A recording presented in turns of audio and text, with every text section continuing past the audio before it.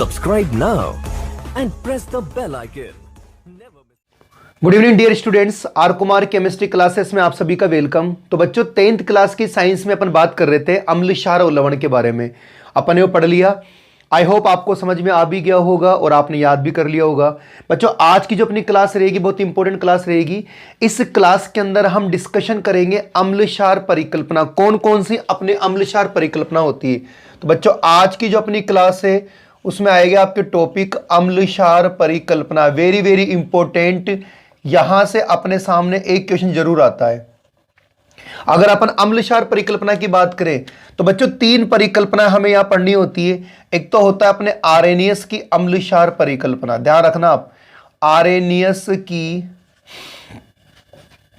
अम्ल क्षार परिकल्पना, आर्रेनियस की अम्ल क्षार परिकल्पना। दूसरा होता ब्रोस्टैंड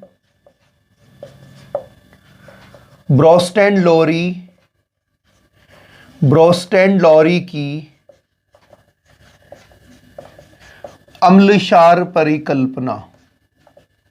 और नंबर थर्ड की बात करें तो नंबर थर्ड होता है लुईस की अम्ल क्षार परिकल्पना। यह परिकल्पना बच्चों अपन को पढ़ना है। अपन पहली परिकल्पना चालू करते हैं। फर्स्ट है आर्रेनियस की अम्ल क्षार परिकल्पना। बच्चों बहुत इजी है, बिल्कुल भी कठिन नहीं है। अब मैं आपको बताता हूं कैसे याद करना है। देखो बच्चों क्या होता है, अपन जानते हैं अम्ल क्या होते हैं। अपन ने पहले बात कर रखी है, अम्ल वे होते हैं जिनमें H+ आयन होते हैं, सही है। अपन ने बात करी क्षार क्या होते हैं, क्षार वे होते हैं यार जिनमें OH- आयन होते हैं। तो आर्रेनियस बढ़िया आदमी था, क्या कहता है, अगर अपन किसी भी अम्ल को पानी में डाल दे या किसी भी क्षार को पानी में डाल देते हैं तो मोस्टली वो क्या देगा, मुझे H+ आयन देगा, और अगर क्षार होगा तो मुझे क्या देगा, OH- आयन देगा। जैसे फॉर एग्जांपल अपन ने यहां पे एक बीकर बनाया, जैसे मैंने यहां पे एक बीकर लिया। आप ध्यान से देखने की कोशिश करना और ध्यान से समझने की कोशिश करना ताकि आपके सारे कॉन्सेप्ट याद हो जाए। देखो ये अपन ने 2 बीकर लिया है, ठीक है। इस बीकर के अंदर मैंने क्या करा है, पानी भर दिया। यहां तक मैंने पानी भर दिया, यहां तक मैंने दोनों में क्या कर दिया, पानी भर दिया। ये पानी ध्यान रखना क्या है, ये वाटर है। अब मैं इसमें मिला रहा हूं एसिड और इसके अंदर मिला रहा हूं बेस, ठीक है ना।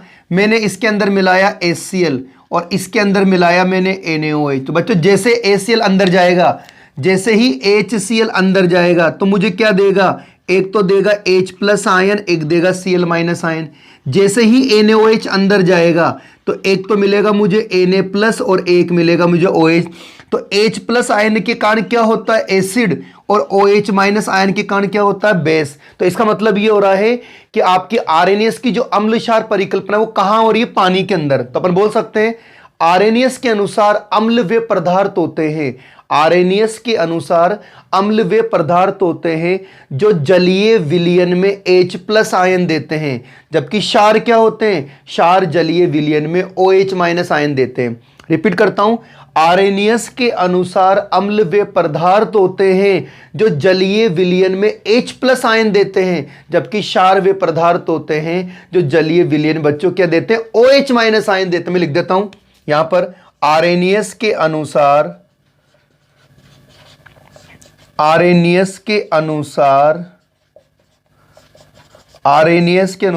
अम्ल वे पदार्थ होते हैं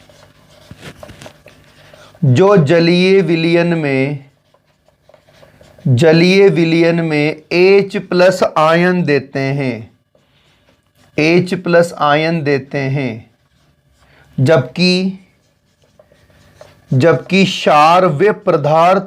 हैं, जबकि क्षार वे पदार्थ होते हैं जो जलीय विलयन में OH- आयन देते हैं। इसे आर्रेनियस की अम्ल क्षार परिकल्पना कहते हैं। बच्चों ये तो हो गई इसकी परिकल्पना। अब बच्चों अपन को एग्जाम्पल लिखना है, ठीक है ना। अब देखो एग्जाम्पल आपको कैसे लिखना है, जितने भी अम्लों को आप जानते हैं उनके नाम लिख लो। जैसे मैं जानता हूं, जैसे एक अम्ल लिखता हूं HCl, एक लिख दिया मैंने H2SO4 सल्फ्यूरिक एसिड, एक लिख दिया मैंने HNO3, एक लिख दिया मैंने एसिटिक अम्ल, ये CH3COO, लास्ट वीडियो अपन ने पढ़ ही लिया, ठीक है ना। ये अपन ने लिख दिया। कुछ एसिडों के नाम लिखा है अपन ने, कुछ अपन क्षार लिख लेते हैं। जैसे मैंने लिखा NaOH, जैसे मैंने लिखा KOH। इन क्षार के बारे में अपन ने प्रीवियस वीडियो में पढ़ लिया है, ये मैंने लिख दिया, ठीक है। अगर अपन इसको पानी में डालते हैं, बोले तो बच्चों एक्वस, AQ क्या बोलते हैं इसको, A और Q, AQ को बोलते हैं एक्वस। एक्वस का मतलब होता है जलीय। तो नॉर्मली अगर अपन सभी को एक्वस में डालते हैं, पानी में डालते हैं, इन सभी को मैं पानी में डाल रहा हूं, आप ध्यान से देखते रहना क्या होगा।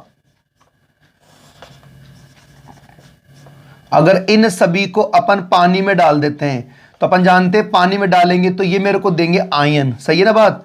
अगर मैं इनको पानी में डालूंगा तो ये मेरे को देंगे आयन। अब सवाल है कौन सा आयन देंगे।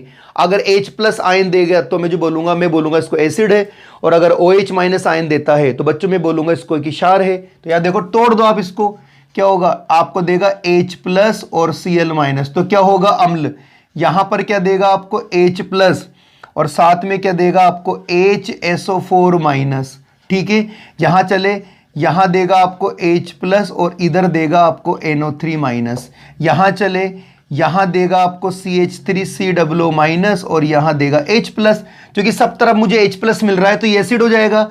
यहां चले तो ये देगा मेरे को Na+ और इधर से देगा OH-। यहां चले, ये देगा K+ और इधर देगा OH-। इधर चले, ये देगा Mg+2 और साथ में देगा 2 OH-। देखो Mg तो ये रहा, 2 ये रहा। इधर चले, ये होगा Ca+2 और इधर से मिलेगा मेरे को 2 OH- आयन।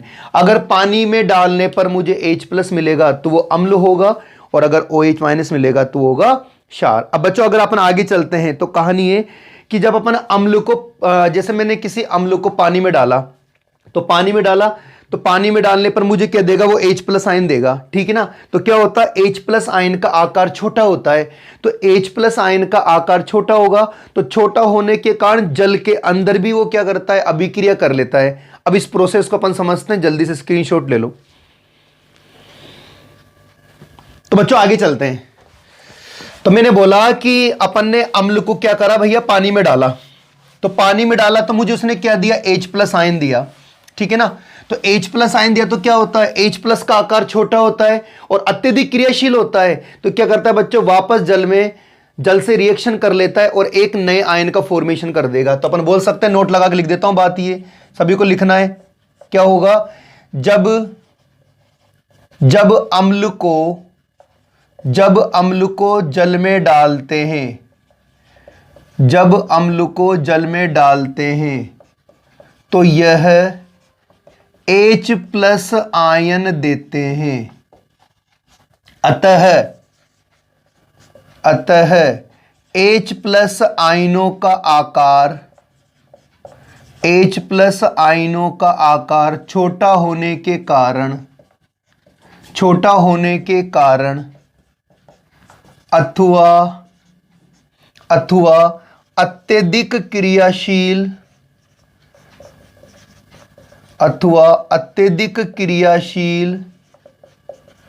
होने के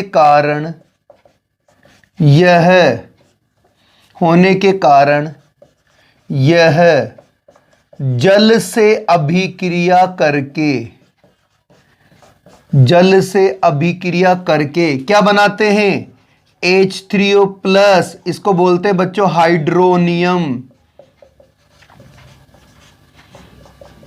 हाइड्रोनियम आयन, H3O+ बनाते हैं, ठीक है।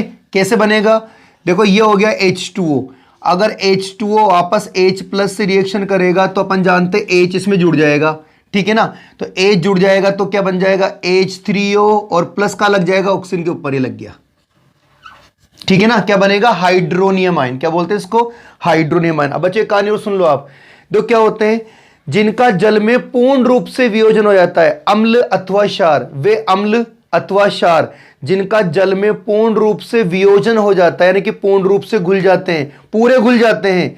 तो अम्ल अगर पूरा घुलेगा तो उसे बोलेंगे प्रबल अम्ल, अगर क्षार पूरा घुलेगा तो बच्चे उसे बोलेंगे प्रबल क्षार। और अपन ने बात कर रखी क्या, अपन ने बात कर रही कि जब अम्ल और क्षार आपस में क्रिया करते हैं तो क्या हो जाएगा, उदासीनीकरण हो जाएगा। तो इन सारी बातों को अपन ने पढ़ लिया है। दोबारा बोल देता हूं, अगर कोई अम्ल जल में पूर्ण रूप से घुल रहा है तो उसे बोलते हैं प्रबल अम्ल, और अगर आंशिक घुलता है ना, कम घुलता है, तो उसे बोलते हैं दुर्बल अम्ल। ये कहानी लिख देता हूं मैं, देखो एक तो होता है प्रबल अम्ल, ध्यान रखना आप, देखो एक तो होता है प्रबल अम्ल, ठीक है, एक होता है अपना दुर्बल अम्ल, एक होता है अपना प्रबल क्षार, और बच्चों एक होता है दुर्बल क्षार। इनकी भी अपन को थोड़ी बहुत नॉलेज होना चाहिए, ठीक है ना। अगर अपन प्रबल अम्ल की बात करें तो बताओ प्रबल अम्ल क्या होगा। प्रबल अम्ल वे होते हैं, मैं लिख देता हूं, देखो प्रबल अम्ल की बात करते हैं तो क्या होगा, प्रबल अम्ल वे होते हैं जिनका जल में पूर्ण रूप से वियोजन होता है, यानी कि घुल जाते हैं, टूट जाते हैं, वियोजन मतलब टूटना, पूर्ण रूप से वियोजन होता है, क्या कहलाते हैं बच्चों, उनको बोलते हैं प्रबल अम्ल, प्रबल अम्ल कहते हैं। आपसे एग्जाम्पल पूछ ले तो आप एग्जाम्पल लिख लो, देखो HCl का लिख दो, H2SO4 लिख दो, इसके साथ ही आप HNO3 लिख दो, ठीक है ना। दुर्बल अम्ल की बात करें, आधे घुलते हैं तो अपन बोल सकते हैं दुर्बल अम्ल वे होते हैं जिनका जल में आंशिक मतलब होता कम, आंशिक वियोजन होता है। दुर्बल क्षार, दुर्बल अम्ल कहलाते हैं। यहां पर आपसे एग्जाम्पल पूछ ले तो आप बच्चों एक ही एग्जाम्पल याद कर लो, बेस्ट एग्जाम्पल CH3COOH, ठीक है, एसिटिक अम्ल। चलो प्रबल क्षार की बात करें तो क्या सीखा अपन ने यहाँ पे, अपन ने सीखा यार प्रबल क्षार वो होगा जो पूरा घुलेगा, और दुर्बल क्या होगा, जो कम घुलेगा। तो अपन लिख सकते हैं प्रबल क्षार वे होते हैं जिनका जल में पूर्ण रूप से वियोजन होता है। जैसे आप याद कर लो कौन कौन से हो सकते हैं, NaOH हो सकता है, KOH हो सकता है। और दुर्बल क्षार कौन से बताओ बच्चों, वे होते हैं जिनका जल में आंशिक वियोजन होता है। आप एग्जाम्पल याद कर लो, क्या होगा, अमोनियम हाइड्रोक्साइड, क्या नाम है इसका, अमोनियम हाइड्रोक्साइड। तो बच्चों ये मैंने कुछ डेफिनेशन लिख दी, हालांकि अपन को थोड़ी बहुत इनकी नॉलेज होना चाहिए। तो बच्चों ये हो गई अपनी आरएनएस की अम्ल क्षार परिकल्पना। तो आरएनएस क्या कहना चाहता है, आरएनएस कहता है कि भैया अम्ल तो वे होते हैं जो जलीय विलयन में H+ आयन देते हैं, और क्षार वे होते हैं जलीय विलयन में OH- आयन देते हैं। अब जल्दी से स्क्रीनशॉट ले लो इसका। तो बच्चों ये अपनी फर्स्ट परिकल्पना हो गई। चलो आगे चलते हैं, अब पढ़ते हैं सेकंड परिकल्पना।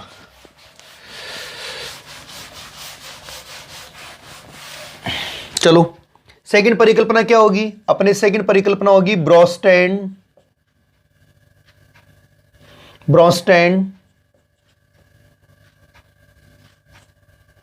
ब्रोस्टैंड लोरी की अम्ल क्षार परिकल्पना। क्या होगी, ब्रोस्टैंड लोरी की अम्ल क्षार परिकल्पना। ब्रोस्टैंड लोरी की, यहां आएगा बच्चों, ब्रोस्टैंड लोरी की अम्ल क्षार परिकल्पना। अब देखो क्या होती है, देखो शॉर्ट में इसको याद कर लो, शॉर्ट में याद कर लो दाता, और इधर लिख लो पाता।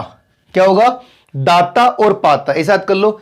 दाता यानी देने वाला, और वही देने वाला क्या होगा, पाने वाला। तो दाता कौन होगा यहां पे, दाता होगा यहां पे अम्ल, ध्यान रखना क्या होगा, अम्ल। और पाता कौन होगा, पाता होगा क्षार। अब ध्यान रखना, अम्ल से हमें मिलेगा क्षार, क्या मिलेगा, क्षार। अम्ल से जो क्षार मिलता है बच्चों उसको बोलते हैं अपन संयुग्मी क्षार। क्या बोलते हैं उसको? संयुग्मी क्षार। आगे पढ़ते हैं थोड़ा, देख तो देख क्या होता है। ब्रोस्टेन लोरी के अनुसार अम्ल वे पदार्थ होते हैं जो H+ आयन देते हैं। मैंने क्या बोला? ब्रोस्टेन लोरी की अम्ल क्षार परिकल्पना के अनुसार अम्ल वे पदार्थ होते हैं जो क्या करते हैं? H+ आयन देते हैं। और क्षार क्या होते हैं? उन्हीं H+ आयनों को वापस क्या कर लेते हैं? ग्रहण कर लेते हैं। क्योंकि जो अपनी आरएनएस की अम्ल क्षार परिकल्पना थी वो केवल जलीय विलयन के अंदर थी, तो जलीय विलयन के अलावा इस परिकल्पना का अपन यूज करते हैं। मैंने बोला ब्रोस्टेन के अनुसार अम्ल वे पदार्थ होते हैं जो प्रोटॉन देते हैं। प्रोटॉन क्या बोलते हैं? H+। और क्षार क्या करते हैं? उन्हीं प्रोटॉन को ग्रहण करते हैं। बहुत अच्छी परिकल्पना बच्चों, ये कीवर्ड है, इसको याद कर लेना। मैं लिख देता हूं ब्रोस्टेन लोरी की अम्ल क्षार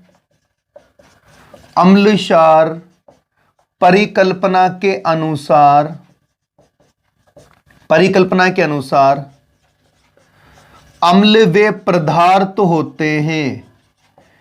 अम्ल वे पदार्थ होते हैं जो प्रोटॉन बोलते हैं H+, जो प्रोटॉन यानी कि H+ आयन जो प्रोटॉन देते हैं यानी कि H+ आयन देते हैं, जो प्रोटॉन देते हैं, जबकि क्षार वे पदार्थ होते हैं जो प्रोटॉन यानी कि H+ आयन क्या होगा बच्चों? प्रोटॉन ग्रहण करते हैं। सही है बात? अब देखो यहां पे कुछ बात लिख रहा हूं, वेरी वेरी इंपॉर्टेंट। देखो अम्ल से जो क्षार प्राप्त होता है उसे क्या बोलते हैं बच्चों? उसे बोलते हैं संयुग्मी क्षार। क्या बोलते हैं? संयुग्मी क्षार कहते हैं। क्या बोलते हैं? संयुग्मी क्षार कहते हैं। मैंने बोला अम्ल से जो क्षार प्राप्त होगा उसे बोलेंगे संयुग्मी क्षार, तथा क्षार से जो अम्ल प्राप्त होता है उसे क्या बोलते हैं? उसे संयुग्मी अम्ल कहते हैं। मेरे ख्याल से बात समझ में आ गई होगी, है ना? अब मैं दोनों के एक एक एग्जांपल ले लेता हूं ताकि सारी बातें क्लियर हो जाए। देखो यहां पर मैंने लिया HCl, तो अपन जानते हैं HCl क्या होता है? HCl होता है अम्ल। ठीक है बात? चलो इसके अंदर मिला रहा हूं मैं H2O। अब जहां पर HCl अम्ल है तो बेटा H2O क्या हो जाएगा? क्षार। ध्यान रखना H2O अम्ल भी होता है, H2O क्षार भी होता है, H2O उदासीन भी होता है। इसे जल को बोलते हैं बच्चों उभयधर्मी प्रकृति का। कैसा होता है ये? उभयधर्मी प्रकृति का। उभयधर्मी का मतलब होता है जो अम्ल के समान भी कार्य करे, क्षार के समान भी कार्य करे। अब देखो तो ये तो बेटा HCl है, तो HCl इसको दे देगा इलेक्ट्रॉन, तो क्या बन जाएगा? H3O+। अब ध्यान रखना प्लस वाले हमेशा होते हैं अम्ल। क्या होते हैं? अम्ल। और इधर से क्या निकलेगा? Cl-। ध्यान रखना H ने इसको इलेक्ट्रॉन दिया तो प्लस वाला हमेशा एसिड होता है, माइनस वाला हमेशा क्षार होता है। ठीक है ना? तो देख इस अम्ल से, देखो ये रहा अम्ल, और इस अम्ल से मुझे मिल रहा है ये वाला क्षार, क्योंकि मैंने बोला माइनस वाला है। अम्ल से क्या मिल रहा है? क्षार मिल रहा है, माइनस वाला है। तो बेटा जी इसको बोलेंगे अपन संयुग्मी, यानी कि दोनों जुड़ रहे हैं, इसे बोलेंगे संयुग्मी क्षार। क्या बोलेंगे? क्षार। और इस क्षार की बात करें तो इस क्षार से आपको ये अम्ल मिल रहा है, इसलिए इसको क्या बोलेंगे अपन? इसको बोलेंगे संयुग्मी अम्ल। आपसे पूछे यार HCl का संयुग्मी क्षार क्या होगा, तो आप H को हटा दो। क्या कर दो? H को हटा दो। आपसे पूछे H2O का संयुग्मी अम्ल क्या होगा, आप H को जोड़ दो। ठीक है ना? एक रिएक्शन और देखो, यहां पर लिखा मैंने NH3, तो NH3 क्या होता है बच्चों? NH3 होता है क्षार। और यहां पर लिख दिया मैंने H2O। अपन जानते हैं H2O क्या होगा? अम्ल। अपन ये भी जानते हैं क्या होगा? अम्ल इसको इलेक्ट्रॉन दे देगा तो क्या हो जाएगा? यहां बन जाएगा NH4+, और इधर चले आगे यह बन जाएगा OH-। बताओ सही है क्या बात? तो आप खुद देखो ये अम्ल है, ये प्लस वाला तो अम्ल हो जाएगा, और माइनस वाला क्या हो जाएगा? क्षार हो जाएगा। तो देखो इस क्षार से आपको मिल रहा है ये अम्ल। ध्यान रखना इस क्षार से क्या मिल रहा है? अम्ल। तो इस अम्ल को क्या बोलेंगे अपन? इसको बोलेंगे संयुग्मी अम्ल। ठीक है? और इस अम्ल से मिल रहा है माइनस वाला क्षार, तो इसको अपन क्या बोलेंगे? इसको बोलेंगे अपन सयुग्मी क्षार। अब अपन से क्वेश्चन कैसे पूछेगा, देखो इधर देखो, आपसे पूछे HCl का सयुग्मी क्षार बताओ, HCl का सयुग्मी क्षार, H को हटा दो, क्या आंसर आ जाएगा आपका Cl-। ठीक है, आपसे पूछे Cl- का सयुग्मी अम्ल बताओ, तो बच्चों H जोड़ दो आप, क्या हो जाएगा HCl। आपसे पूछे NH3 का सयुग्मी अम्ल बताओ, क्या पूछा आपसे, NH3 का सयुग्मी अम्ल पूछता है तो भैया जी H जोड़ दे, ठीक है ना। और आपसे पूछे NH4 प्लस का, या फिर आपसे पूछे कि भाई इसका संयुग्मी क्षार क्या होगा, तो आप निकाल ही लोगे, ठीक है ना। ध्यान रखना, जब भी आपसे संयुग्मी क्षार पूछे तो H को निकालना है, और संयुग्मी अम्ल पूछे तो H को जोड़ना है। यहां पर अपन ने क्या पूछा है, संयुग्मी अम्ल पूछा है आपसे, तो अम्ल क्या होते हैं, प्लस वाले, और माइनस वाले क्या होते हैं, क्षार। आई होप आपको ये परिकल्पना समझ में आ गई होगी। ब्रोस्टन लोरी को याद करने का सिंपल तरीका होता है दाता और पाता। स्क्रीनशॉट लो। तो बच्चों आगे चलते हैं। तो ये हो गई अपनी ब्रोस्टन लोरी की अम्ल क्षार परिकल्पना। अगला पढ़ते हैं, लास्ट और फाइनल परिकल्पना है, फिर अपने तीनों परिकल्पना खत्म हो जाएगी। अगली परिकल्पना है अपनी लुईस की अम्ल क्षार परिकल्पना। अब देखो, आप देखो लुईस क्या कहता है, देखो ये रहा लुईस, है ना। लुईस का संबंध किससे, लुईस का संबंध या तो अम्ल से होगा या क्षार से होगा। आ रही बात समझ में, मैंने दो कॉलम बनाए हैं। लुईस का अम्ल या तो होगा अम्ल से या अम्ल से होगा, तो अम्ल से होगा तो उसे बच्चों अपन क्या बोलेंगे, लुईस अम्ल। क्या बोलेंगे, लुईस अम्ल। कोई आपसे पूछे लुईस अम्ल कौन से होते हैं, तो जिसके ऊपर प्लस लग जाए, ध्यान रखना, जिसके ऊपर प्लस लग जाए उसका लुईस अम्ल हो जाएगा। प्लस मतलब जैसे अपन बोल सकते हैं H प्लस ले लो, आप Cl प्लस ले लो। ध्यान रखना Cl पे माइनस भी होता है और Cl पर प्लस भी होता है, ठीक है ना। क्या होता है, जिसके ऊपर प्लस लग जाए वही आपका आंसर हो जाएगा। तो H प्लस ले लो, Cl प्लस ले लो, और आगे देखते हैं CH3 प्लस ले लो, जिसके ऊपर प्लस लग जाए। और देखो आप, मैं प्लस लगा रहा हूं, NO2 प्लस ले लो, ठीक है ना। अच्छा, दूसरा, जिनका अष्टक अपूर्ण होता है, मतलब जिनमें 8 इलेक्ट्रॉन नहीं होते, जैसे फॉर एग्जांपल मैंने ले लिया बेरिलियम क्लोराइड। बेरिलियम में 2 होते हैं लास्ट में, और इसमें भी कितने होते हैं, 2 होते हैं, तो 2 और 2 4, 8 से कम। और ले लो आप बोरोन ट्राइफ्लोराइड, बोरोन वर्ग 13 का आदमी है आवर्त सारणी के अंदर, 13 का मतलब 3 होगा, यहां पर भी 3 होगा, 3 और 3 6 हो जाएंगे। और ले लो आप, यहां से ले लो एल्यूमिनियम क्लोराइड। बच्चों एल्यूमिनियम आवर्त सारणी में वर्ग 13 में आता है, तो वर्ग 13 का मतलब 3, यहां पर भी 3 जोड़ दो, 3 3 कितने हो जाएंगे, 6। तो सारे क्या होंगे आपके लुईस अम्ल है, क्योंकि इनमें सब में तो प्लस लग रहा है और इन सब में 8 से कम इलेक्ट्रॉन है। अच्छा, अगर लुईस क्षार से कनेक्ट होगा तो बच्चों उसे बोलेंगे लुईस क्षार। सारे माइनस वाले, जैसे Cl माइनस ले लो, Br माइनस ले लो, OH माइनस ले लो, और आगे देखो NO2 प्लस में भी होता है, NO2 माइनस में भी होता है, ठीक है ना। एक तो ये वाले, और अगर किसी के ऊपर ये लग जाए डॉट, इन्हें बोलते हैं बच्चों लॉन पेयर। क्या बोलते हैं इनको बोलते हैं लॉन पेयर। अगर किसी पे ये 2 बिंदियां आपको दिख जाती है तो बेटा वो भी क्या होते हैं, आपके लुईस क्षार होते हैं। जैसे और ले लो आप, H2O ले लो, ये H2 में 2 आ गए, ठीक है ना। तो जिनके ऊपर ये बिंदियां लग जाएं आप तुरंत समझ जाना वो क्या होते हैं, लुईस क्षार। अब रिजल्ट क्या निकल रहा है, रिजल्ट निकल रहा है लुईस के अनुसार अम्ल वे पदार्थ होते हैं जो इलेक्ट्रॉन युग्म क्या करते हैं, या तो ग्रहण करेगा। भाई देखो क्षार है अपने पास, एक तो क्षार है अपने पास, एक अम्ल है, तो क्या बोल सकते हैं अपन, लुईस के अनुसार अम्ल वे पदार्थ होते हैं जो इलेक्ट्रॉन युग्म ग्रहण करते हैं। क्योंकि यार प्लस लगेगा तो बेचारा कमी होगी, और कमी वाले को क्या चाहिए, अपन को इलेक्ट्रॉन चाहिए। तो लुईस के अनुसार अम्ल वे पदार्थ होते हैं जो इलेक्ट्रॉन युग्म ग्रहण करते हैं, जबकि क्षार वे पदार्थ होते हैं जो इलेक्ट्रॉन युग्म देते हैं। लिख देता हूं यहां पे, देख मैं लिख रहा हूं, लुईस के अनुसार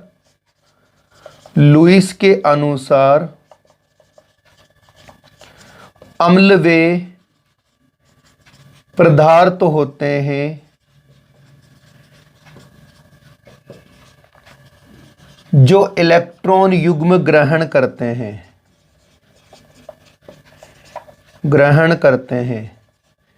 जबकि क्षार वे पदार्थ होते हैं जो इलेक्ट्रॉन युग्म दान करते हैं। जैसे फॉर एग्जांपल देखो बच्चों, ये रहा आपका लुईस अम्ल, सही है ना, देखो ये लुईस अम्ल हो गया, प्लस यहां पर ले लेता हूं, देखो डॉट लग रहा है, तो डॉट वाला क्या होगा, लुईस क्षार, ये लुईस क्षार ले लिया, ठीक है ना, यहां लगा देता हूं। अब ये डॉट किसको देगा, ये इसको देगा कि लुईस अम्ल लेने वाला, और लुईस क्षार क्या होगा, देखो लुईस के अनुसार अम्ल वे पदार्थ होते हैं जो इलेक्ट्रॉन युग्म ग्रहण करते हैं। चलो साहब, ग्रहण करा, ये ग्रहण करा, देखो ये मैं लिख दिया। पता है बच्चों, जो ग्रहण करता है, जो ग्रहण करेगा उसकी तरफ क्या लग जाएगा, एरो का निशान, क्या लग जाएगा, एरो का, तीर का निशान कहता है कि जिसकी तरफ तीर का निशान लग रहा है वो ग्रहण करने वाला है, और पूंछड़ी के तीर देने वाला है। तो इस बंध को क्या बोलते हैं, इस बंध को बोलते हैं उपसंयोजक बंध। क्या बोलते हैं, उपसंयोजक बंध। जब लुईस अम्ल और लुईस क्षार आपस में क्रिया करते हैं तो बच्चों उपसंयोजक बंध का निर्माण होता है। मेरे ख्याल से आपको बात समझ में आ गई होगी। इतना सा याद रखना है कि लुईस अगर अम्ल से भिड़ेगा तो लुईस अम्ल, लुईस क्षार से भिड़ेगा तो क्या बनेगा, अगर लुईस क्षार से भिड़ेगा तो बच्चों उसको बोलते हैं लुईस क्षार, ठीक है। चलो, लुईस अम्ल क्या होते हैं, सारे प्लस वाले, H plus, Cl plus, CH3 plus, NO2 plus. ध्यान रखना Cl माइनस में भी होता है, Cl प्लस में भी होता है। आप लोगों ने आज तक Cl माइनस में पढ़ा है, अब ये भी ध्यान रख लेना Cl प्लस में भी होता है, NO2 प्लस में भी होता है, NO2। आपको तो देखना जिसके ऊपर प्लस लग जाए वो अम्ल है, और जिसके ऊपर मतलब जिसके ऊपर माइनस लग जाए वो क्षार है। अब देखो इनका बच्चों अष्टक अपूर्ण है, बेरिलियम वर्ग 2 में आता है, 2 और 2 4, 8 से कम है, 3 और 3 6, 8 से कम है, 3 और 3 6, 8 से कम है। तो जिनमें 8 से कम इलेक्ट्रॉन होते हैं वो सारे क्या होते हैं, लुईस अम्ल होते हैं। सारे माइनस वाले लुईस क्षार, ठीक है ना, और डॉट लगने वाले भी क्या होते हैं, आपके लुईस क्षार होते हैं। तो क्या निकलेगा, लुईस के अनुसार अम्ल वे पदार्थ होते हैं जो इलेक्ट्रॉन युग्म ग्रहण करते हैं, और क्षार क्या होते हैं, इलेक्ट्रॉन युग्म देते हैं। बच्चों वीडियो अगर आपको अच्छा लगे तो उसको शेयर कर देना, सब्सक्राइब, जो कोई न्यू स्टूडेंट अगर चैनल पे आता है तो चैनल को सब्सक्राइब कर देना। Thank you so much.